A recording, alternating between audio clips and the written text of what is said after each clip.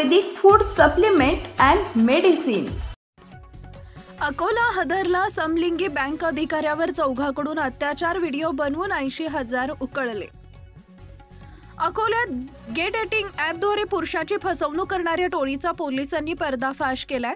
आजकाल gay dating app समलिंगी पुरुषांसाठी फसवणुकीचा मोठा अड्डा बनलाय। या ॲपच्या माध्यमातून काही गुन्हेगार ब्लॅकमेलिंग, लैंगिक अत्याचार आणि आर्थिक फसवणुकीच्या जाळ्यात अडकत आहेत। अकोल्यात देखील गे डेटिंग ॲपच्या माध्यमातून बँकेच्या एका अधिकाऱ्यासोबत या ॲपवर ओळख करत त्यानंतर या अधिकाऱ्याला भेटण्यासाठी अज्ञात स्थळी बोलवलं। त्यानंतर तिथं चौघांनी त्याच्यावर लैंगिक अत्याचार केलाय। इतकंच नव्हे तर या संपूर्ण घटनेचं मोबाईलमध्ये व्हिडिओ रेकॉर्ड केलं। पुढे बँकेच्या अधिकाऱ्याला ब्लॅकमेलिंग करत तब्बल 80,000 रुपयांनी आर्थिक फसवणूक केली। चौघांपैकी दोघांना पकडण्यात पोलिसांना यश आलं। मनीष नाईक आणि मयूर बागडे असं अटक करण्यात आलेल्या दोघांची नावं आहेत। पोलिसांनी कसा लावला छडा?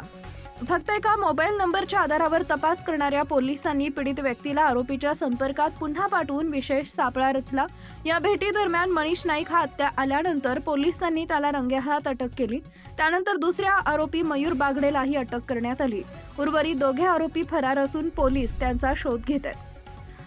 तपासात धक्कादायक बाब समोर आली आहे की आरोपी मनीष नाईक हा भेटायला येणाऱ्या समलैंगिक पुरुषांना उत्तेजक इंजेक्शन देत असे, ज्यामुळे त्यांच्यावर लैंगिक अत्याचार करणं शक्य होत असे। खदान पोलीस स्टेशनचे ठाणेदार मनोज केदारे यांनी सांगितलंय की अशा प्रकारे फसवणूक झालेल्या इतर पीडितांनी पुढे यावं, आम्ही त्यांची गोपनीयता राखून ठेवण्याचा प्रयत्न करू।